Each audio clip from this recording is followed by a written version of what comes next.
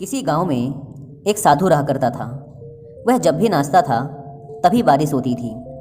इसलिए गांव के लोगों को जब भी बारिश की ज़रूरत होती तब यह लोग उस साधु के पास जाते और उनसे अनुरोध करते कि वह नाचे। और जब वह नाचने लगते तो बारिश ज़रूर होती थी। कुछ दिनों बाद 4 लड़के शहर से गांव में घूमने आए। जब उन्हें यह बात पता चली कि किसी साधु के नाचने से बारिश होती है तो उन्हें यकीन नहीं हुआ। शहरी पढ़ाई लिखाई के घमंड में उन्होंने गांव वालों को चुनौती दे दी कि अगर हम भी नाचेंगे तो बारिश होगी, और अगर हमारे नाचने से बारिश नहीं हुई तो साधु के नाचने से भी बारिश नहीं होगी। अगले दिन सुबह सुबह गांव वाले उन चारों लड़कों को लेकर साधु के कुटिया के पास पहुंचे। गांव वालों ने साधु को सारी बात बताई। फिर उन लड़कों ने नाचना शुरू किया।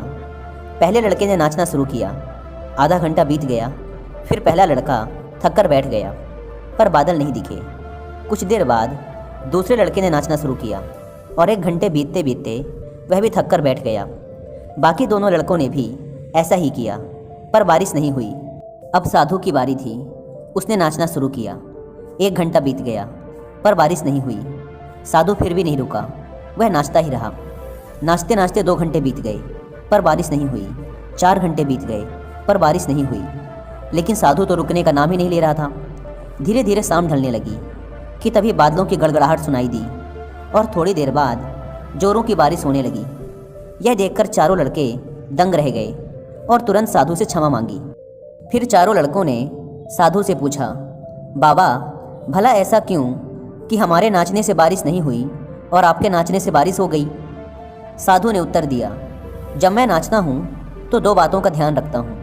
पहली बात तो मैं यह सोचता हूँ कि अगर मैं नाचूंगा तो बारिश को होना ही पड़ेगा, और दूसरी यह कि मैं तब तक नाचूंगा जब तक कि बारिश ना हो जाए। सफलता पाने वाले में भी यही गुण विद्यमान होता है।